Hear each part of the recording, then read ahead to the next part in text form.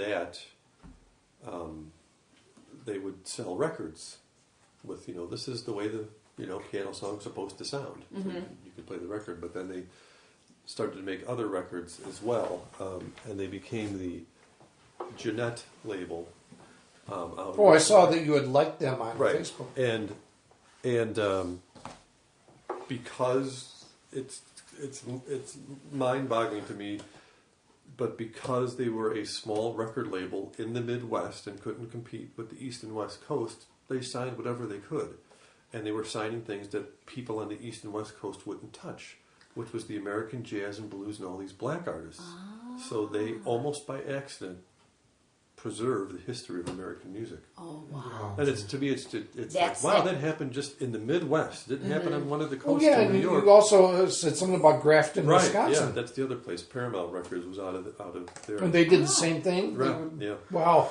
That is amazing. Yeah, so Richmond, all that's left is just some ruins of the building where I can't remember if it was the studio or if it was the piano factory, but they have a Walk of Fame, which is kind of nice.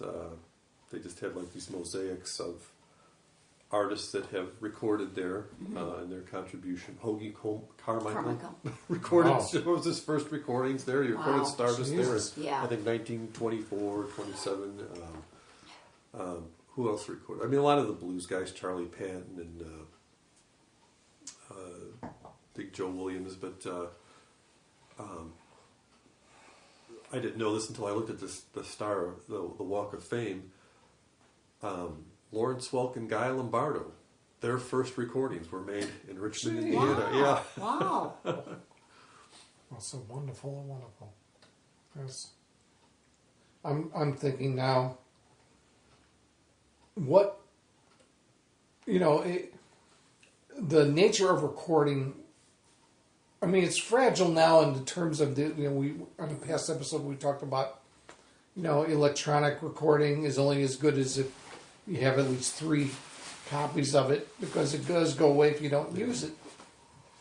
But the physical fragility of recording back then on wax and on vinyl, and it's like that, it just could physically break, and then it would be lost. It's amazing what has survived. I always wondered why, like in the 30s, a lot of these 78s would say electronically recorded or electrically recorded. I'm like, what does that mean?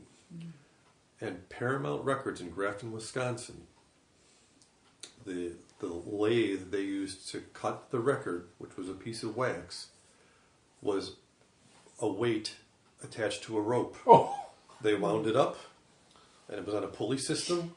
They let it go. That spun the record, and that's why, if you hear a lot of their records, the pitch changes because it wasn't a constant. Wow! And that is what they used. They used gravity. Yeah, it's gravity recorded. Yeah. Wow. And I would love to see one of those things operate. There are no pictures of inside Paramount Records, the Paramount Studios. There are no known pictures. There's a couple of Jeanette, and only a few of the guys talked about it. But they said they were in a room. You didn't see, who was recording. They said, watch the light. When the light goes on, start. When you see the light flash again, you're done. Wow. Did they give him an idea how long that would last? I guess they would. I think they probably said, like 3 minutes. Yeah. It's about all they were able to fit on a side back then. God, I've never heard that process described before. Isn't that something? And then I guess the microphones they used were like, the old Victrolas with the horn. Oh, yeah. So there was a horn or a couple horns just attached to the wall. So no electricity involved at all. So they would position themselves around this horn. Mm. Oh, that probably accounts for why it sounds so hollow. Yeah. Well, yeah. I have maybe I told this on a podcast before, I don't remember, but you got me the book "Am I Too Loud" by Gerald Moore, right, who was he was an accompanist of all the opera singers back in like the 20s and 30s, and he said they used to, when they would go in to record, the opera singer would stick his or her head in a horn and sing into it. and he would have to play the accompaniment. He said he could not hear them at all, or just the vaguest whisper, and he just thought, well, and the horn so technique. hopefully this is going to turn out all right. But that was how that stuff was recorded. He just did his thing, and they sang, and then they listened to it afterwards. Hoped it was okay. Well, Yeah. But getting back to Richmond, Oh, yeah. there's not a whole lot to see there. They do have lots of murals up, celebrating the history. But we're there on a Sunday, and there's a furniture store there that is like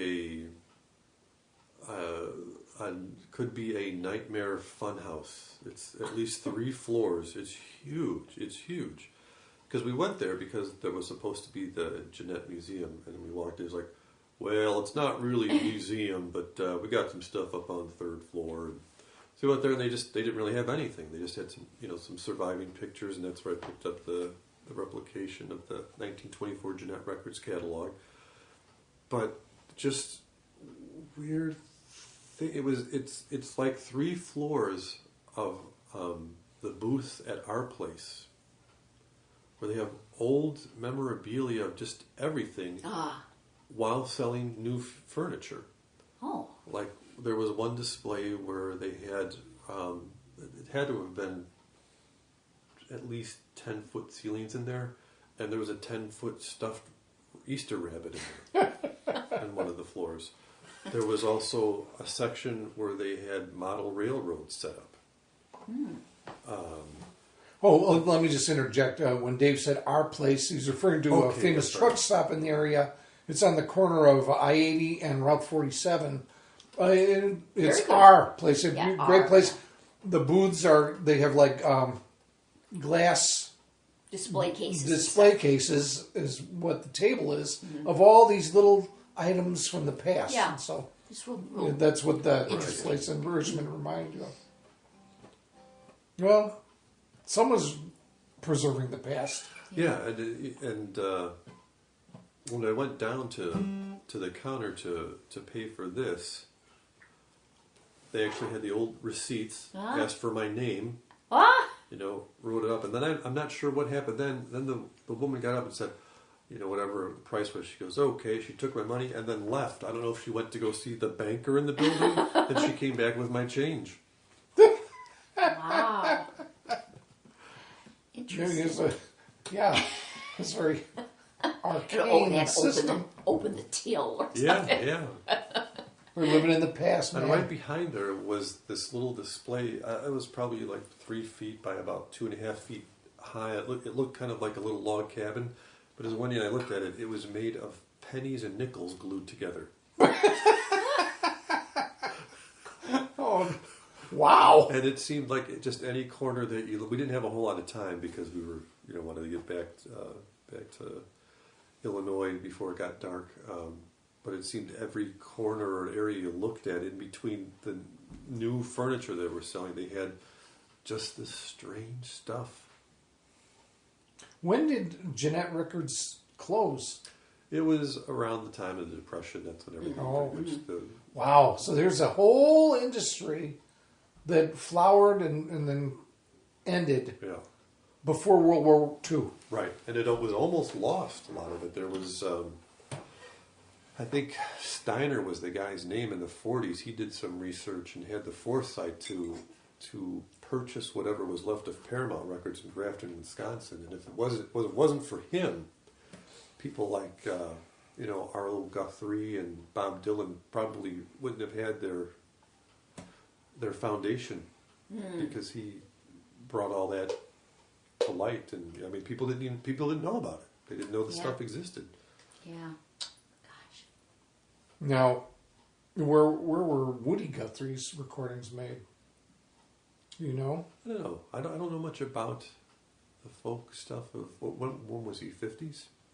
Woody? 40s? Yeah. I think he was Depression era. Probably. Because Arlo's his son. Right, but I thought Woody was like 40s or 50s. Was he making records in the 30s? I really don't. Boy, I had the impression that he was just a guy that wandered around during Depression era America. I don't know. I think I'm not Arlo sure was about him born either. during World War II era. I could have that all wrong. Because I think that whole I couldn't tell you if you did. that whole Either. if I had a hand, no, this land is my land, this land is your land. I thought that came out of the 30s, out of the Depression. I don't know. I don't know. There's, we have many moments like that on this Are podcast. we ever going to progress on this podcast where we actually have a laptop set to Google? I don't I know. was just thinking that I should have brought my laptop with me. Well, Or somebody access producer and Yeah, Google that right now. we, Because I could be Googling. there is something I mean, I don't want to be like a stubborn mule like we would never do it, but I've seen other podcasts that I listen to go to that where they have an They have intern who somebody. looks up stuff constantly, and they didn't used to, and I kind of miss the way it was when they didn't really know the answers to stuff. well, and I guess also in a way it gives our listeners a way to be interactive with us. Yeah, if they got the answer they that got we the are answer. missing, Post they- when Woody Guthrie was active, when he was in his recording career and things like that. I'm going to go on record saying I think Woody Guthrie was born in 1990.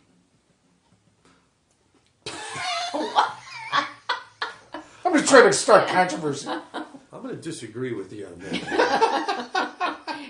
Even though we are born we're playing 30 with, years after his son's birth. Yeah, we're playing with time a little bit on this episode, we but are. I mean that's that's pushing it a little bit. Well, when he said, this land is your land, this land is my land, he was actually time traveling. He said, Did he come this unstuck in time time? is your land.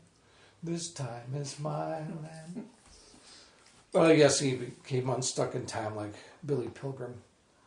Did you ever read Slaughterhouse-Five by Kurt Vonnegut? Yeah. That's my favorite quote. The story begins like this. Listen, Billy Pilgrim has come unstuck in time. And it ends like this. Pooty wheat. That's how this. I read it once. I remember enjoying it. And I remember where I was when I read it, because I read it in one day. Where were you? I was sitting in the chair that used to be here in a house in Wilmington. Oh. I think it was a snow day or something. And I couldn't go out, so I thought, I'm going to read this book. And I thought, that was a great way to read it if you have the time, because it is Yeah, it is. so like...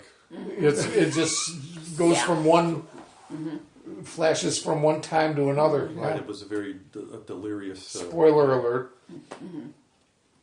Oh, I'm getting fed up with spoiler alerts, by the way.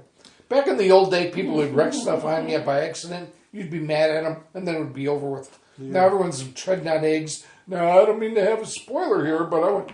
It's like, if you want I to talk don't mean about to some, just ruin talk your about it. life. Yeah, because I said. Well, some people are real assholes about it, and if I could name names, I would say this person wrecked more than one book and movie on me that I intended to watch or read. But no, this person I'm thinking of, ooh. But on the other hand, I don't enjoy people walking on eggs either. Like, if you want to tell me something about something, just tell me. It's okay. I've softened a little on the whole spoiler thing. In some cases, spoilers that I've run into have actually kind of shown me that maybe I don't want to read that book after all. Like, oh, that's what happens in it? Sometimes I have to know before I watch that. Wendy and I were... she thought I would really like the Count of Monte Cristo movie was made Oh. maybe Now in the that 80s or that something. I really don't know that story at all. I know it. I know it. And about 20 minutes into this, I said, you have to tell me if this is going to get any better